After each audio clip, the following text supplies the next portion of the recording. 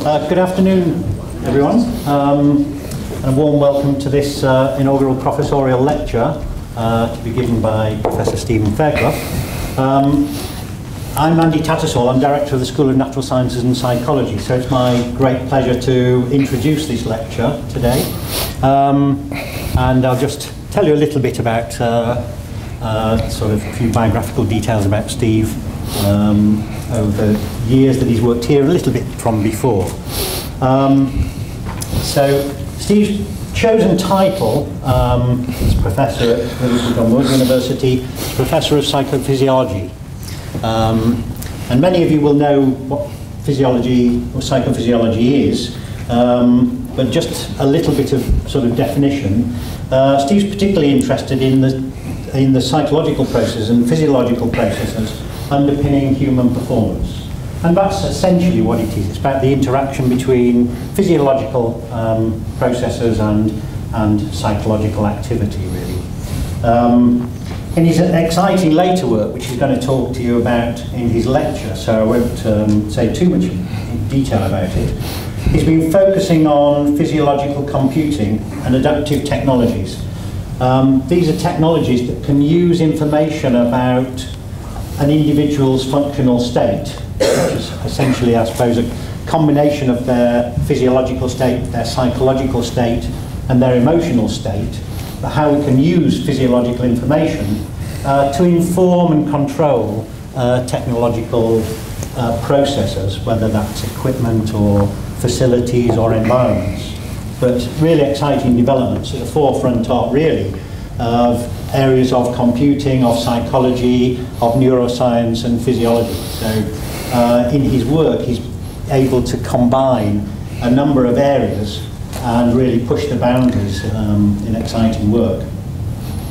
A little bit of background. Steve started in psychology, obviously that's where he is now, and his first degree was in psychology. He graduated from the University of Central Lancashire in 1986 and then moved to the University of Loughborough, initially as a research assistant and later gained a research fellowship to, well, focus wholly really on research.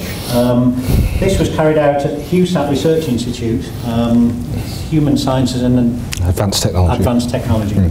Which I should have known actually, because it's a world-renowned unit institute, Loughborough University, and one of the, I suppose, Europe's leading centres for human factors research of all kinds. Steve's research, or during his time there, he developed expertise in psychophysiological methods. This is where he cut his teeth and learned how to measure human performance, measure psychophysiological state, measure cardiovascular function and brain activity.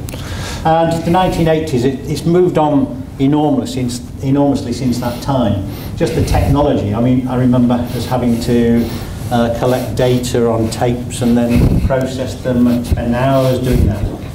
The things that have allowed, I think, the new developments particularly to advance really, the speed of computer processing and enabling us to process information online in real time, which is the main exciting bit. But Steve worked on all sorts of applications, primarily on driving behaviour. He worked with a range of car companies like Renault, Ford, Jaguar, Fiat, BMW and others. Some impressive car names, but a couple more to come, I'll mention in a moment.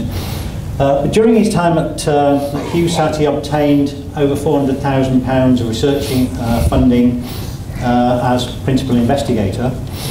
We managed to persuade him to come here in 2000, which was the same year he completed his PhD at Loughborough University. So he joined us in what was then, I think, still the Centre for Applied Psychology as a lecturer in psychology, and it's great to have seen his development.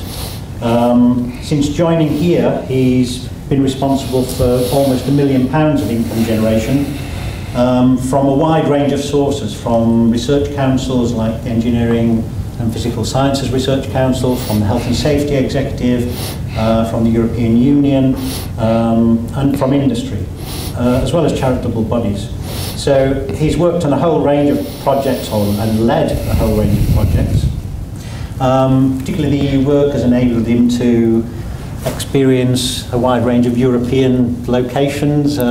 Food, yeah. And food. Yeah, yeah. And other experiences. We may tell you about that later after the lecture. He's worked with large companies like Philips Research Labs in the Netherlands and another car company, Ferrari Cars, which you may have heard of, which he collaborated with. Unfortunately, he wasn't able to bring one of the cars to our driving simulator from Ferrari. It would have been quite nice to have that in the lab, but needs to work on that a bit harder.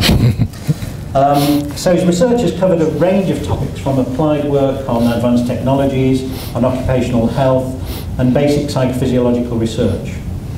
He's been recognised widely for his expertise and commitment in research areas, and he's been invited to work on numerous editorial boards, to organise conferences and symposia in Europe and internationally. He served as programme committee organiser and president of the Psychophysiology in Ergonomics Association, which is part of the International Ergonomics Association, for a few years. Other sort of highlights, most recently he's been invited to write earlier this year, a short article by Nature, which was published. I think he may tell you a little bit about some of the content of that later. As well as his extensive research experience, he's been an extremely sort of reliable, good, supportive colleague in the school.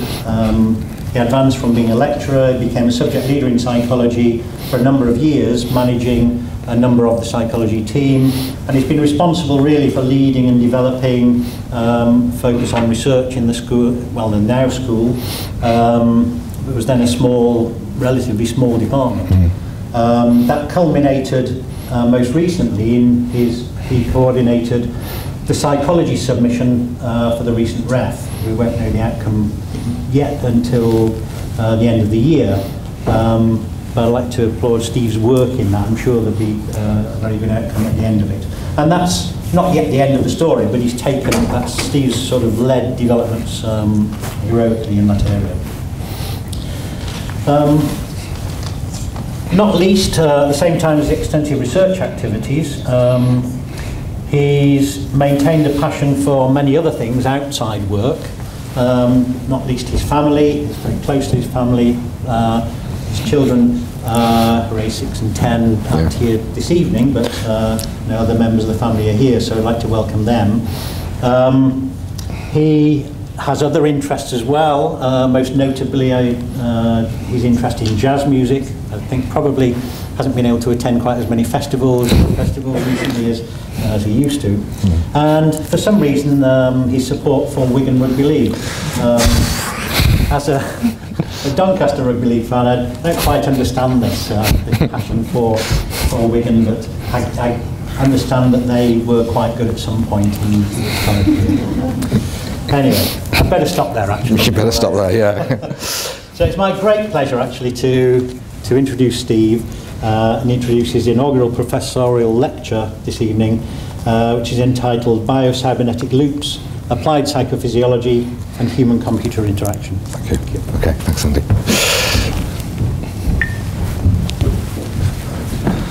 Okay, I'd like to begin, first of all, by thanking Andy for his very generous introduction, apart from the last part, of course, about the rugby, and to thank you all for coming along to my inaugural lecture.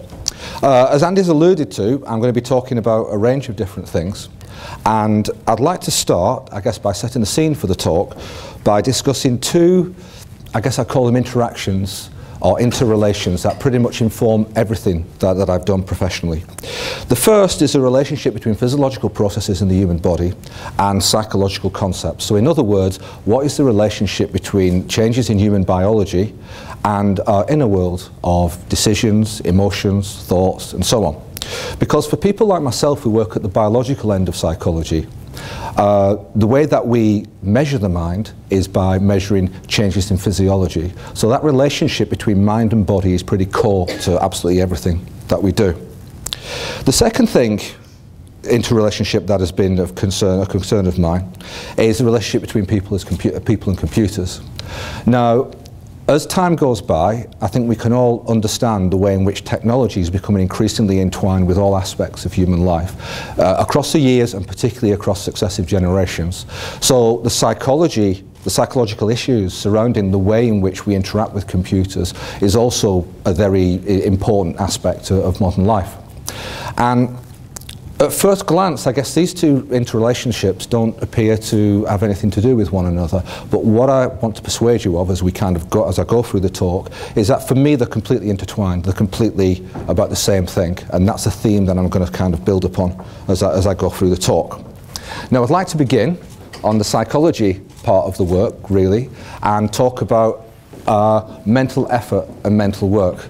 Now, mental effort and mental work is something I did my own PhD on. And if you're new to the topic of mental effort, I think the best way to understand it is to understand how it contrasts with physical work. So if you imagine somebody doing something that's physically very demanding, such as this kind of arm wrestling example here, you can see the signs of exertion are very clear for anybody to see who's observing. You can see the bulging muscles, straining tensions, the clenched teeth. You can all see that. And if a psychophysiologist like me comes along and puts heart rate electrodes or whatever on these people, and I tell you that when they were arm wrestling, their heart rate was increased and their breathing was increased, you wouldn't be terribly surprised. But let's contrast that situation with strenuous mental work. Now, if you consider when people are working hard mentally, the signs of how hard they are working are not always apparent for people to be able to see. And psychophysiologists found this out in the 1970s when they did some studies, pioneering studies really, on looking at the psychophysiology of competitive chess players. And what they found is, despite this outer appearance of calm or even stasis when people are playing chess, the breathing rates are quadrupled. The systolic blood pressure, which is generally about 120 for a healthy person, was over 200. And there's even one anecdotal story about a chess grandmaster who was losing a game. They had to stop the game to give him antihypertensive medication to stop him stroking out during the game. So the point that I'm making is that in mental work you often see great divergence between the behaviour you can see and those covert physiological processes that are effectively hidden from view. Now, there's a good reason for this disconnect. Intense cognition is energy intensive, and the brain is a very greedy organ. It occupies about 2% of our body weight, it consumes about 20% of our energy consumption, and that kind of energy consumption generally comes in the form of glucose and oxygen. Now, the interesting thing is the brain doesn't store glucose and oxygen at site. It is completely dependent on blood flow from the organs of the body in order to feed the energy that's required. So to use a kind of military analogy, I guess, the brain is the front line of where this mental work is done, where this mental effort is done. And you've got these supply lines, which is the autonomic nervous system, the heart and the lungs, and these two systems work in tandem to try and supply the energy necessary for people to do different sorts of tasks. Let me give you a very basic example of this in action. Some years ago we did a study here at JMU where we had people do a task for 45 minutes, 3 blocks of 15 minutes. And one of the tasks was kind of quite easy to do, and the other task was quite challenging to do. And between each 15 minutes we took a little blood sample from the thumb and we measured people's level of blood glucose. And this is a pattern that we saw, is that basically you see that when people are doing a challenging task, blood glucose falls, but notice how much it falls when the task is highly demanding. So this is just a nice illustration of how intensive mental activity consumes energy substrates at the most basic kind of level. Now, you may assume that if we're doing a task and we want to do well at it, when we want to achieve good level of performance, then the more effort you put into the task, then the better your performance will actually be. But that's not always the case. So to illustrate this principle, I'm going to go back to an even earlier study that we did when I was at Loughborough University. And at this study at Loughborough, we had a driving simulator, and we had people come into the driving simulator, and they had to drive for 2 hours on a simulated motorway environment. Now, as most of you probably know, driving on motorways is kind of boring anyway. Driving on a simulated motorway is very boring, by comparison, believe me. And what we did was we had 3 groups of people. Now, one group, unfortunately, they'd had no sleep the night before. They'd been completely sleep deprived the night before. The second group, partially sleep deprived, these people had had between 2 and 3 hours sleep in the early hours of the evening. And then we also had a control group who'd had a full night of sleep. So we've got these 3 different groups. And what you're seeing on this slide here is the number of times they drifted out of lane over those 2 hours, which are broken down into 3 40-minute segments. Now, as you can see, people who are fully sleep deprived, they are really struggling and their performance is much worse than the others all the way through. That doesn't surprise us. But what did surprise us was how well the partially sleep deprived people did, performing as well as the controls, and in fact a little bit better at the 80-minute mark. Now, in order to understand what was going on here, we also had people wired up and we measured cardiovascular activity, so measuring heart rate activity. And there is a measure of heart rate activity that I will just kind of skim over a bit called heart rate variability. And heart rate variability is related to the amount of mental effort people are putting into a task. So what I've done in this slide, I'm going to show the same data again, but on the vertical axis you've got the level of mental effort as represented by cardiovascular function, and you've got the frequency of line crossings, which is the data that you've seen before on the horizontal axis. So we start off with our control group. You can see that at 40 minutes, 80 minutes, and 120 minutes, they're performing pretty well. The the number of line crossings is quite low, and the level of effort they're put into the task is kind of quite low as well. If we compare that to our sleep-deprived group, the sleep-deprived group, as we know, are performing much worse, but they're trying harder. You can see the level of effort is much, much higher. So this is a nice example of people putting effort into a task, but failing to translate that effort into an improvement of performance. And if we look at the people who are partly sleep-deprived, we know that they're performing as well as the control group, which they are, but they're doing that at the cost of an increased level of effort. So I'm showing you this kind of visualization to give you first of all, to make the point that effort doesn't always translate into good performance, and to secondly, to make the point that the way, like the chess players, the way in which we can use physiology to understand this process of energy mobilization that's underpinning psychological performance. It kind of gives us an enhanced view of what is going on with the person. Now, I'd like to move on now to a model that I've worked with a lot in recent years called motivational intensity. Now, this is a model in psychology that describes the relationship between the amount of effort you put into the task and how demanding that task is. And it's important to understand this relationship because, as I've already said, effort is energy intensive, and that means that we can't keep investing effort forever. There is a finite limitation on our ability to invest effort into a task. And because we have a finite ability to do that, we have to be strategic. We have to choose when to put effort in and when to withdraw effort, and how to ration out effort in the course of a task. Now, naively, the first naive models that I saw of this relationship looked like this. So the models generally, which came from the early days of cognitive psychology, assume that the harder a task got, the more effort people will put into a task. It's a nice kind of linear relationship. But then sometime around the late 1980s, early 1990s, a guy called Jack Brem, an American psychologist, came up with a different model, which has been refined by another American psychologist called Rex Wright. Since that's called the motivational intensity model. And the motivational intensity model I like because it assumes that people, when they're doing a task, they're rational. They don't just keep putting effort into a task endlessly. They're thinking about why they're actually putting effort into the task. The motivational intensity model looks like this. So what motivational intensity assumes is that when a task is easy, people don't put much effort in, and then as the task becomes increasingly hard, they put more and more effort in until they get to a point where they think either they can't achieve this task or they think the likelihood of success is extremely improbable, and at that point they just give up and effort just falls off. So what you're seeing then, this kind of shark fin curve, is the process of giving up as task becomes increasingly more difficult as we move through different levels of demand. So the important thing for us as psychologists is then to look at this motivational intensity model, and as I said before, is to understand how can we measure it, what's the different ways in which it can be measured.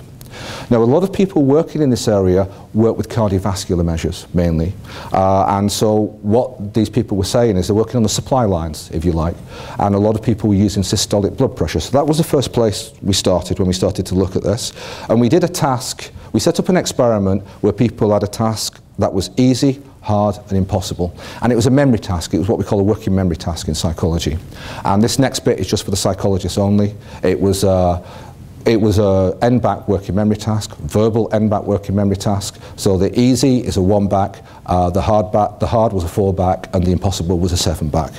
So yeah, that's just for the psychologists. The rest of you don't need to worry about that particular bit.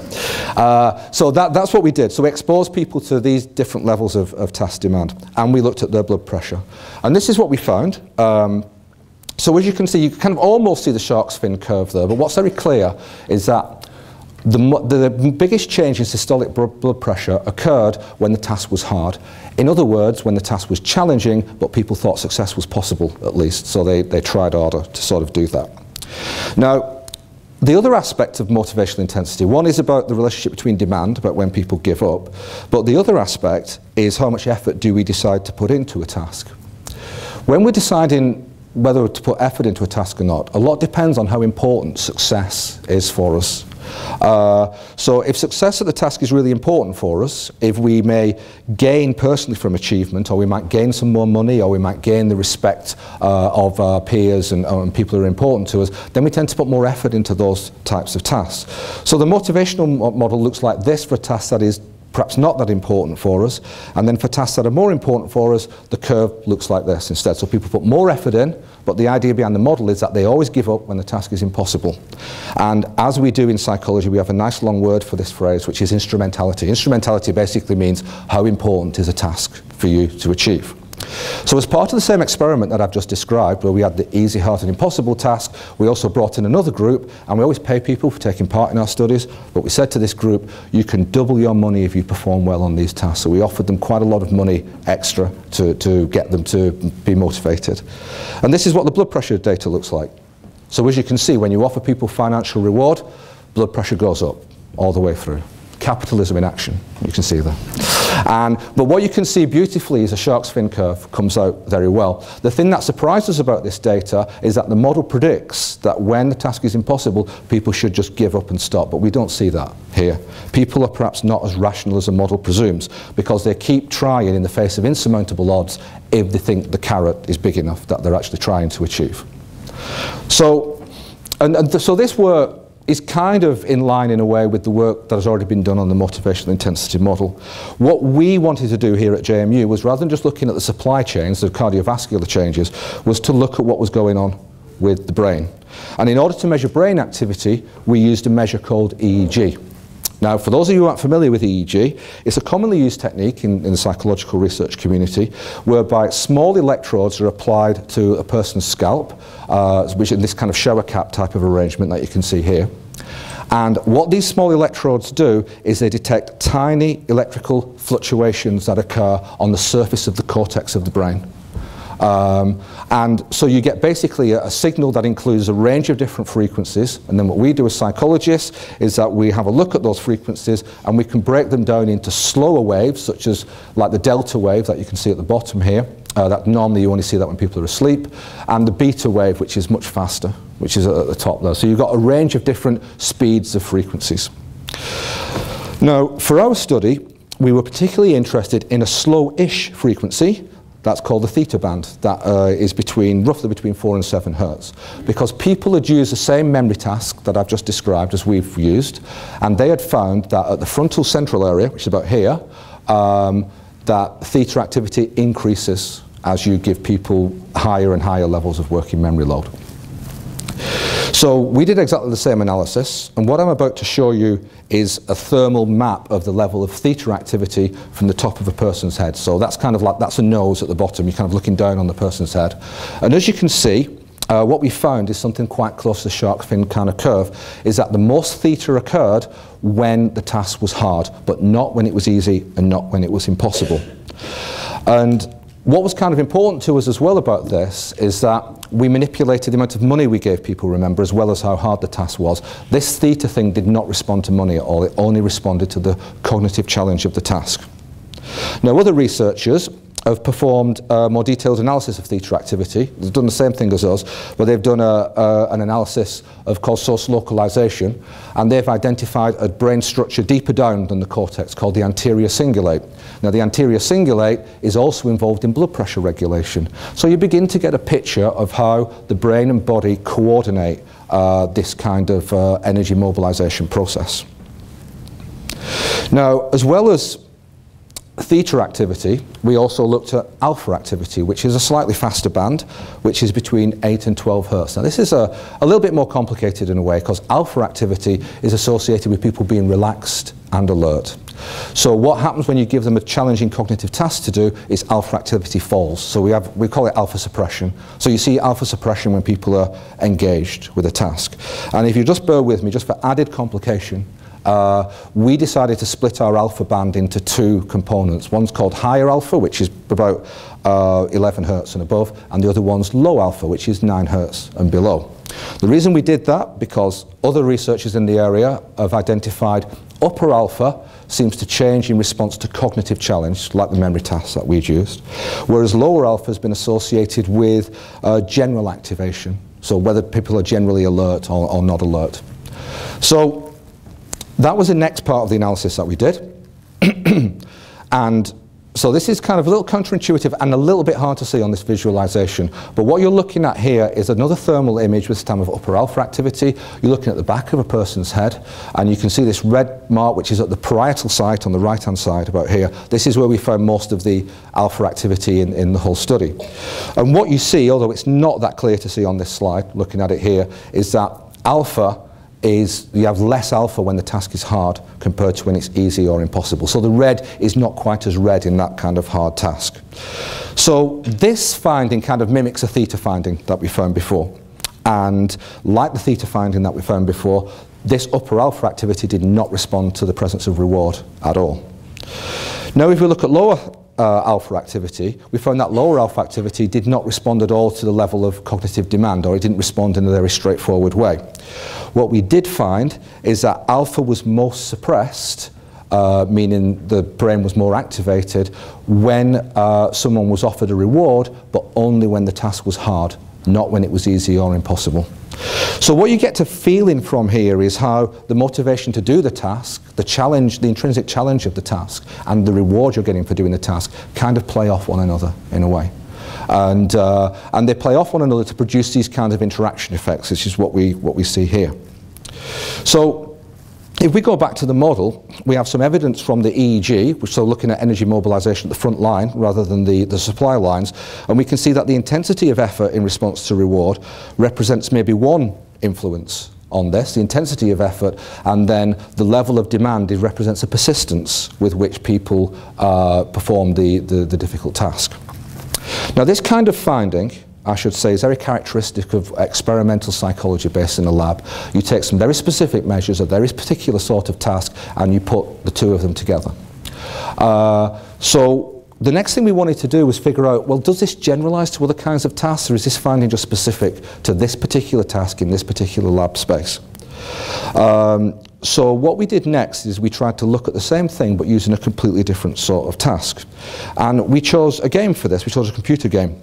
So in this particular, the next experiment we did an experiment on Tetris. I assume most of you have played Tetris at some point in your life, so you know what that is. Tetris was an interesting task to choose, because unlike the end-back task, which is a grind, to be honest, to actually do, Tetris is actually a bit interesting to do. It's a bit motivating to do in its own right. And the other thing is that when you play Tetris, you're manipulating these shapes that drop down and get them to fit. So it's basically you're doing what we call mental rotation. You're doing spatial cognition, which is a different sort of thing to the working memory task that we'd used before. So we felt that it was basically a very different sort of task, and we set up a Tetris where it was very easy, the shapes drop really slowly, and then we increase the speed with which the shapes drops until in the impossible condition, they're falling so fast you've barely got a chance to respond before you can do it. And we looked at the same things. We put EEG on people, looked at theta, and this is basically what we found, is that theta activity is, again, extremely enhanced when the Tetris was achievable, but challenging, but not too easy and not too impossible.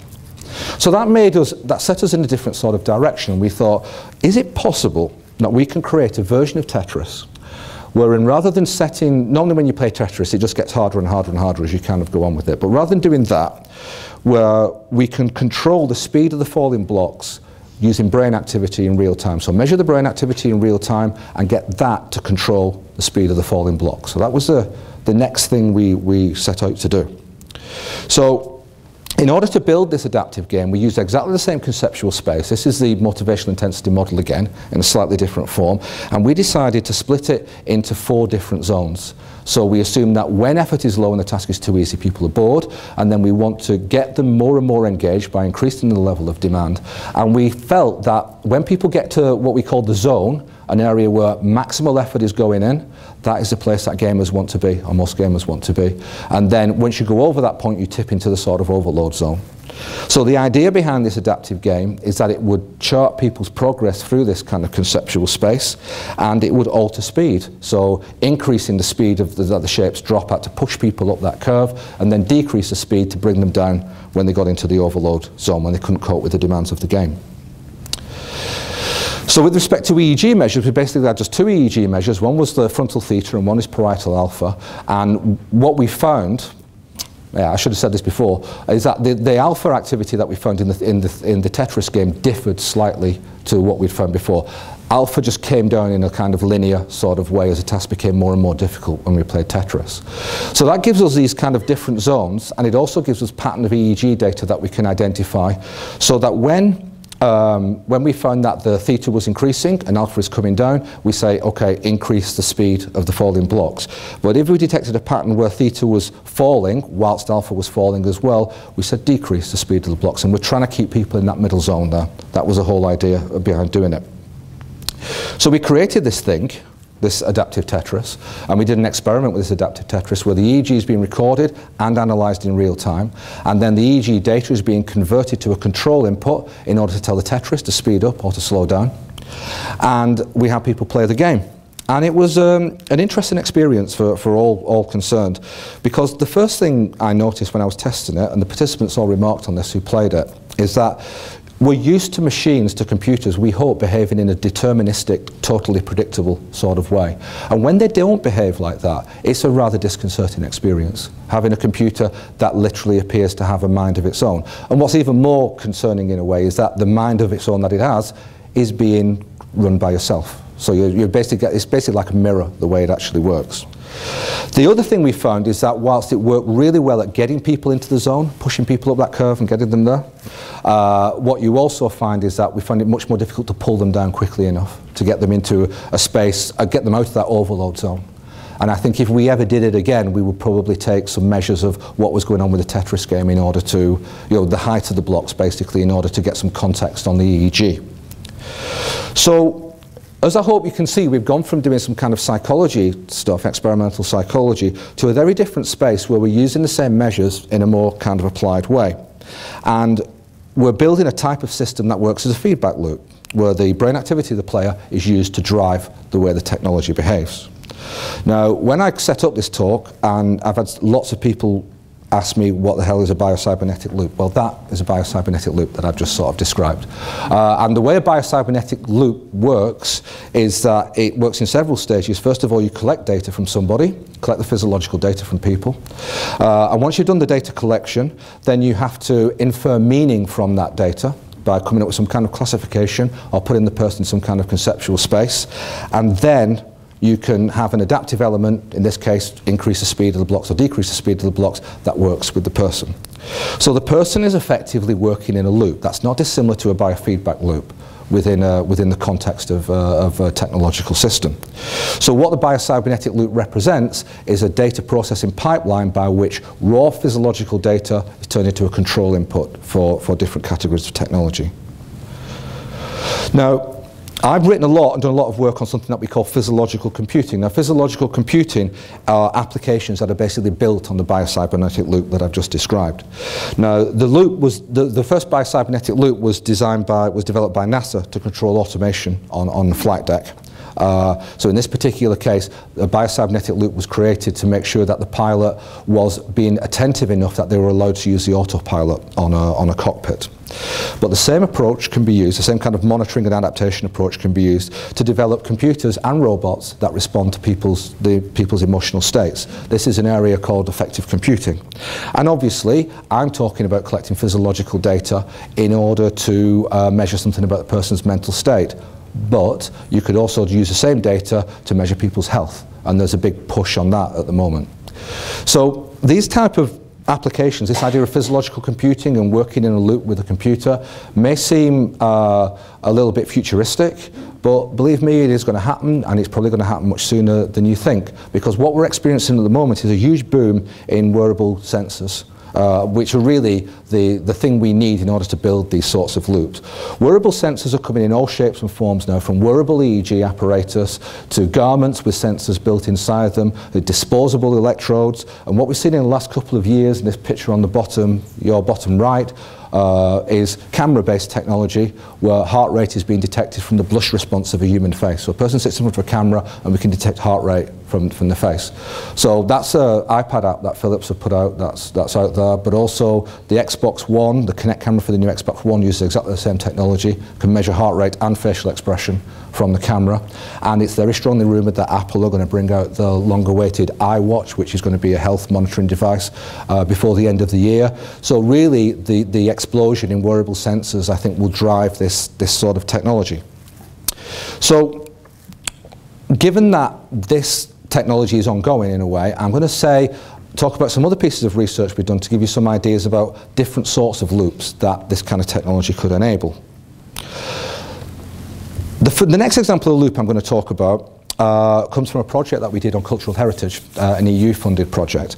And in this particular project, what we're interested in doing is when people go to a museum or an art gallery, can we in some way measure their experience of the art gallery or the cultural heritage place? Can we use that measurement of their response to the different artifacts and different information they receive in order to adapt the sort of information that they receive in an art gallery? So this project was built around a category of technology called augmented reality, which is basically Google Glass, most of you. So the idea is that you wear the Google Glass things, you go into a museum, you look around, and you get information about the different artifacts appear inside the glasses or appear over audio. Now, we're working with several museums, one in Paris, one in Madrid, and an art gallery, Fact, here in Liverpool. And when you talk to curators, they say, well, this technology is brilliant, but the problem for us as curators is it means we can almost put the whole of the internet on the inside of people's eyes, and they don't really want that when they go to a museum. So how do we target information to people? How do we, use this technology in a way that it doesn't damage the experience of visiting a museum or an art gallery? So what we were tasked to do, in effect, was to see if we could measure people's psychological states when they're experiencing different sorts of art or museum pieces. And so the first thing we had to do was come up with which kind of psychological state is the thing that could drive a system like that. And we came up with the concept of interest, something that was studied in the early days of psychology in the 1890s or thereabouts, and then disappeared from view for a long time and then came back again a little bit later on. So we started to look at how we could measure interest. And the other constraint for us doing this is that we could only use sensors that people could wear while they're walking around in a museum. So we could only use wearable sensors in order to do this. So after some literature review and so on, we came up with a conception of interest that we felt captured different things, and it was something that we could measure with wearable sensors. So this kind of multidimensional construct of interest had three components. The first one is how complex is the information that you're receiving. So we're looking at cognitive stimulation, and in order to measure that, we looked at alpha suppression, exactly as I described before, but we looked at it from a part of the brain called the rostral prefrontal cortex, from this part here. So we're looking at alpha suppression there to kind of measure the ability to take in novel information. We also wanted to say, is the information affecting people in a visceral way? Are they getting activated or interested in that kind of way? So we also looked at heart rate and a measure called skin conductance level, which we take from the autonomic nervous system. And really, a little bit under duress, because the other partners wanted it, we decided to include emotion as well. The idea being that extreme positive emotion or extreme negative emotion would also be something that people were interested in. And we used a measure of what's called EEG frontal asymmetry. It's basically the difference between the activation of the left and right frontal parts of the brain, something that's used a lot in psychophysiology. And then we decided to do an experiment, or I should say, really, Alex Karen sitting over there, in a wave, Alex decided to do the experiment. I'd normally take the credit for this myself, but as he's sitting in the audience, I think I've got to say something about it. So we did a number of things, actually. We had people wired up walking around the museums and collecting data from that. But the experiment I'm going to talk about is that we're working with this museum in Madrid, and at the top of this museum in Madrid, they had this beautiful 16th century Valencian kitchen, a big tiled building. And this was like pride and joy, really. So we wanted to do something on the Valencian kitchen. So we got a very high-res picture of the Valencian kitchen. We projected it onto a wall. We had people coming to the lab wearing the sensors, and working with the people from Madrid, we came up with 4 bits of audio stories. So the kind of things you'd hear on an audio guide in a museum or a gallery, about 4 different aspects of the scene. And we got people to listen to these 4 different stories, and then afterwards we said to them, which two out of those 4 stories was the most interesting for you? and people had to select 2 out of the 4. And people didn't all choose the same thing. People chose there's quite a bit of variation in what people selected. And then, again, I'm using the royal we, but rather Alex took all the data afterwards, and then he put it together in order to see if we could classify whether this was a high interest story or a low interest story based on the range of measures that we'd taken. And we used an approach for this called machine learning. If anyone's interested in that, talk to Alex afterwards. But it's a support vector machine is the type of approach that we used. And what we found is, as you can see on this slide here, is that when you use the individual measures on their own, we got between 70 and 76% of the time the system got it right. But when we started to combine measures from EEG and the autonomic nervous system, then we start to get more like 8 out of 10 times the system gets it right. So what we're trying to show here is that there is the possibility, even using ambulatory sensors, of creating a second kind of biocybernetic loop where people go into a gallery space, and the type of information that then as they're going through the gallery space, they look at different things, the system makes a decision, are you interested or not interested? And if you're interested in that particular painter or that particular period in history, then you get more information about that. So the idea here is that we implicitly adapt the information that people get in order to create a personalised experience for people going through an art gallery. So that's the second sort of biocybernetic loop. The last type of biocybernetic loop I'm going to talk about comes from the world of affective computing, that is, computer technology that responds to people's emotions. And this was derived from a collaboration with Philips Research Labs in the Netherlands. And the work came from 2 initiatives. First of all, Philips wanted to develop an MP3 player that responded to people's emotional state. So the idea is that you have an iPod or something like that, and this is connected to sensors that are attached to you, and it can detect your emotional state. And if you seem to be in a sad mood or a bad mood, then it changes the type of music that it feeds you in order to put you in a positive mood, in order to enhance your mental well-being and your productivity. That's I'm almost quoting there from the Philips sort of corporate thing that they did for this. That was the idea behind it anyway. Yeah, it's funny how it rubs off on you actually. So the idea here is to sustain positive moods by using music to do that. Again, this idea may be closer than you think. These earbuds that I'm showing here, they're from LG, and these are earbuds that detect heart rate as well. So they play music and detect heart rate. So again, you see more of these peripheral devices kind of coming out there on the market. Now at the same time, I had a PhD student who was working on doing some work on the effects of anger on the cardiovascular system. Now we know that when people get angry, it expresses itself through the cardiovascular system through something we call reciprocal sympathetic activation. Basically means people's blood pressure goes up, and it means that each cycle the heart pumps, more blood is pumped out through the heart. Now, as you can probably imagine intuitively, having the repeated experience of anger and frustration or stress or depression, any of these kind of negative emotions, they are all associated with an attritional effect on people's cardiovascular health over a period of years and decades, I mean really. So what basically happens is the longer and more extreme the negative emotions that people experience, the body tends to age faster. That's what epidemiological studies tell us. So together with colleagues at Philips, we sought to explore whether exposing people to different kinds of music would change that response in any kind of way in order to kind of feed their system and also to kind of prevent the negative effect of having repeated episodes of anger. Now, our first problem in doing this project was how to get people angry, as in genuinely angry in a laboratory situation, you know, because it's more difficult than you think, actually, because when people come into the lab and they're really nice, our participants, but they're very compliant, they're very easygoing, they don't get upset by very much at all. But we've got to provoke genuine negative emotion in them, and we've also got to adhere to the university's ethical framework as well. You know, we're not Facebook, we can't just do what we want, you know. So that's what we struggled a little bit with this. We had people in the lab doing a task that was very difficult and challenging, and we made the computer give them error messages that didn't exist, and we recorded a member of staff being really rude to them from a tannoy from another part of the room. Didn't really have any effect. But with a little bit of experimentation, we found a way to get them genuinely angry, and it involved our driving simulator. We've got a driving simulator facility in the psychology department. Now, generally, as I've said, if you come in and do a task for us as a participant, generally speaking, certainly for most research, postgrad research projects, we pay people for their time. So what we said this time is come into the driving simulator, do a simulated drive for us, but this time there's a difference. We'll pay you a tenner for coming in and doing this, but this time there's a difference. We got you to keep to a time schedule, so you've got to complete this journey within a certain time, and if you don't, we're not going to pay you for coming in. And I said, okay, so that was the idea. So they had to make the journey on time in order to get paid.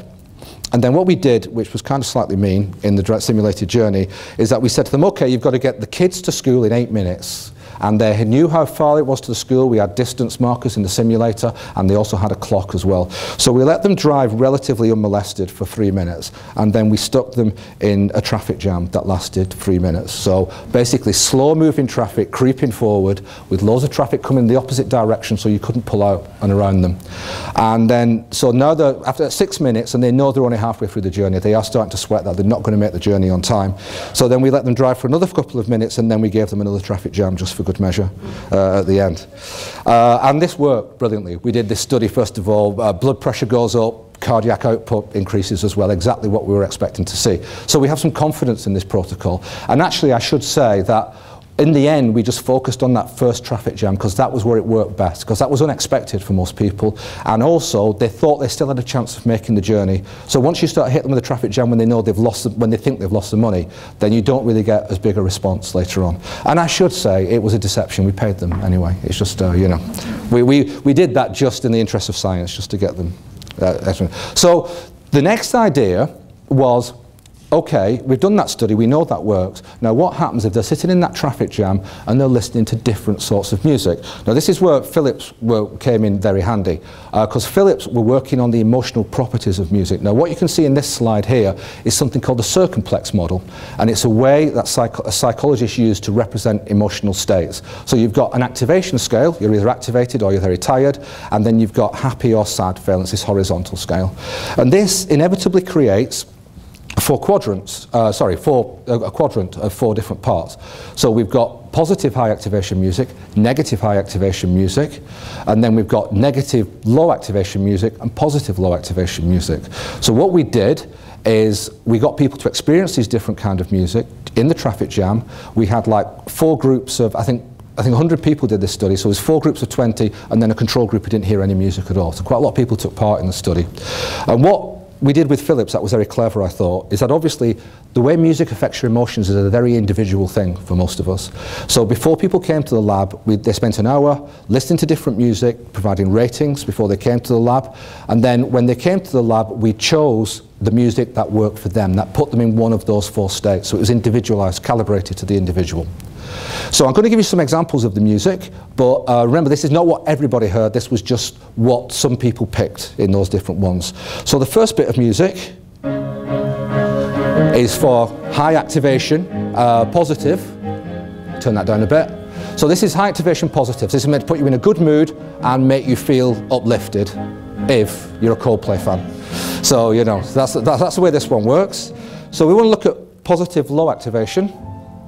We have some kind of relaxing jazz music that my colleague Marjolein always referred to as boring dinner jazz all the way through the study, I remember, which I didn't like very much at all. Then if we wanted to put people in a state that is high activation and negative, then we go with something else, which is more like kind of like aggressive rock music. So this takes a little while to get started. So that's the kind of thing we listen to. Anybody recognise that? No Slipknot fans in tonight? Never mind. Okay. And then we've got low activation music that is meant to make you feel sad in a way. So this is soundtrack music. This was from a film. So 4 different types of music, and people are just sitting in the traffic jam listening to these different types of music. Now we asked them, how did that music make you feel when you were sitting in the traffic jam? And this is a scale called the Stackseats, a subjective scale that psychologists use to look at the experience of anger. And what you see from this slide here, the labels are a bit small at the bottom, is that when they had either, let's see if this works, no, hang on. When they had, pointer's not working, never mind. When they had no music, in the control condition, or they heard the aggressive Slipknot music, they felt more angry, of course. But when the music was positive, had a positive emotional connotation for them, then they said they felt more relaxed and less angry when that happened. But then we looked at what was going on with blood pressure, and we see a slightly different picture. So basically, when there's no music, blood pressure is high. When there's aggressive music, blood pressure is high. But when the music is low activation, it doesn't matter whether it's happy or sad, there seems to be this effect on systolic blood pressure, where systolic blood pressure actually comes down. And that's significantly different from a control condition.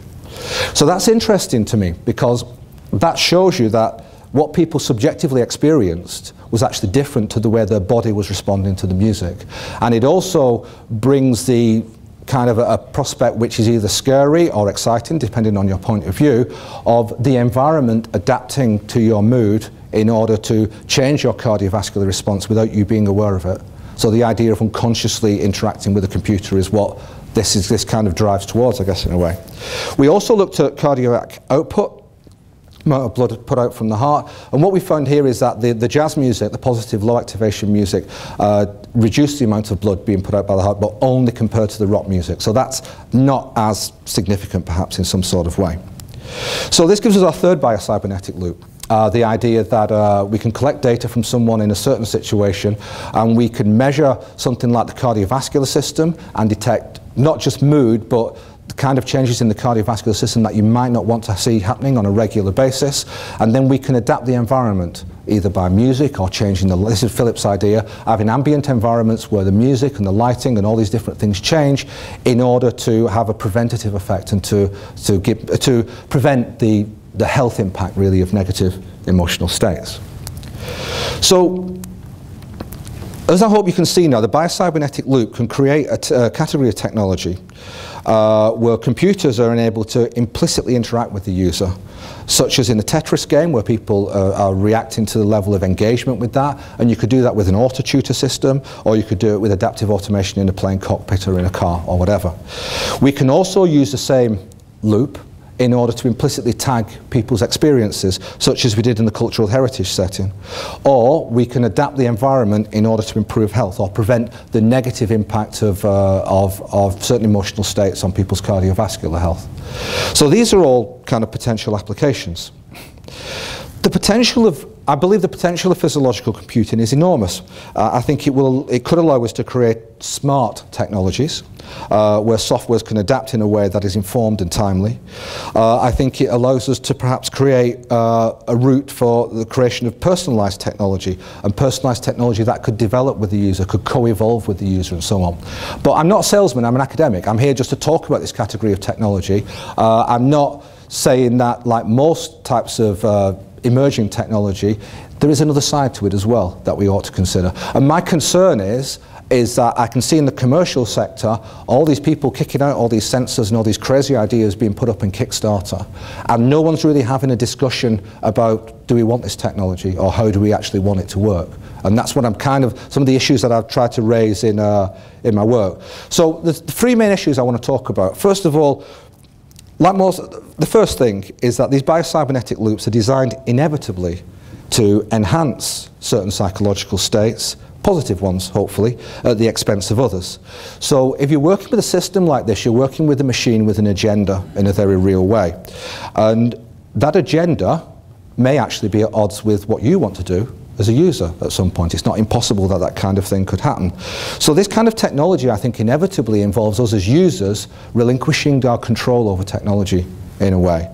Because to an extent, and I don't mean to sound too alarmist, we're used to thinking of ourselves as users of technology, but the type of systems that I'm describing, people become units that are used by technology, the things inverted in a sort of way.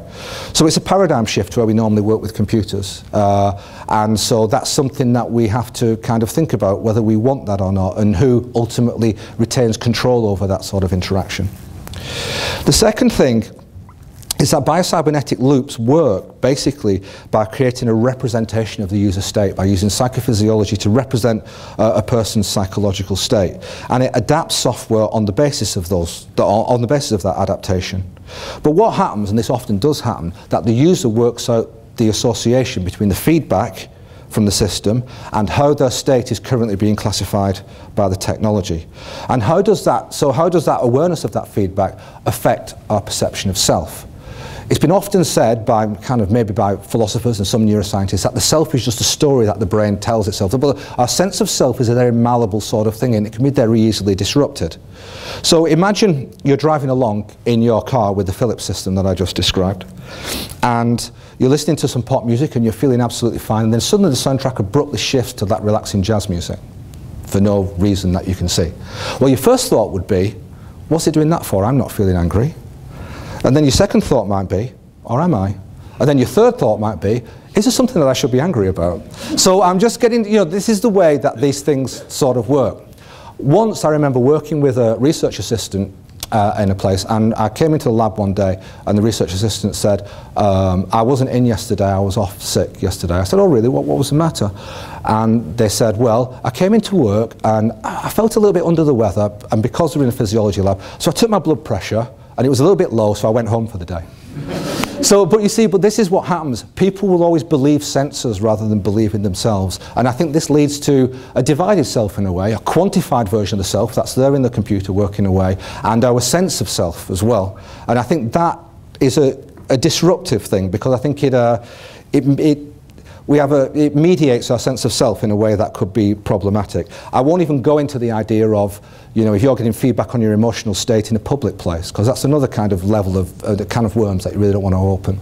So suddenly the music starts playing and everyone else in the room knows that you're angry about something, like that kind of idea. So, Anyway, so the last thing I want to talk about, the third issue, concerns data ownership and privacy. So basically, who can access your physiological data if you're working with this system? What can they do with it, and how does that affect you? As you've seen, physiological data can be analysed to represent emotions and represents effort or interest. So it can be used to measure all kinds of different things. Now, if this sensor information is available and people are wearing these sensors on a 24/7 sort of basis, the questions have to be asked of, do you really want your boss to know how much mental effort you're putting into each working day? Is that something that information you really want to share? Do you want someone who's providing medical insurance to get live updates on your cardiovascular health? So who accesses this data, how this information is shared, is really a bit like the Wild West at the moment. It's really just an unknown kind of frontier. And what disturbs me a little bit is that, say, you take the Xbox One with a Kinect camera that came out at Christmas time. Well, if you've got a Kinect camera on your Xbox One, you can't switch it off. You have to physically put something over the camera to stop it monitoring you. And, so the idea is that a person has to sit there and they're being monitored all the time by this kind of technology, and the off switch is not apparent. And what's happening to that data? Well, it's going to Microsoft servers, and as far as they're concerned, if they've got that data from you on their servers, they own it. In the same way that Google owns data about you, in the same way that Apple will own data about you when they get the health systems up and running as well. And I'm sure with the Apple system, it's only a small step before everyone buys an Apple iWatch and they go jogging, they do all these different things, and then Apple will say, oh, we started working with this medical insurer, and they say that if you share their data with them, then you'll get a lower premium and so on. And then you kind of get a surveillance state basically developing on the back of this technology. So that's an issue as well. My personal view is that the data should be treated as confidential and should be subject to informed consent in writing prior to sharing, in a simple way too, not Facebook's 900-page operating conditions that they ask people to sign off on. So there are potential issues, and these potential issues kind of need to be flagged up. I think the technology has enormous potential, but it has to be designed around people and not vice versa. So I'm going to end on that point, and I'm just going to end as well by saying, just one last thing to say, is that, so hopefully by the time we got to this point in the talk, I started off talking about two different things, human-computer interaction and psychophysiological inference, and I hope that I've convinced you now that if you look at this sort of technology, they are part of the same issue. Because if we're going to build physiological computing technologies, and if they are to work as intended, then the design needs to be based on sound principles of psychological science, and that, to be honest, is not always happening at the moment, and that's something I'm very keen to sort of push through. I will end now by saying thank you to all the people who've worked on this stuff that I've talked about, and I also want to say particularly thank you to people who've done work that I've not had a chance to talk about today, and thanks so much to all of you for coming and listening tonight. Thanks.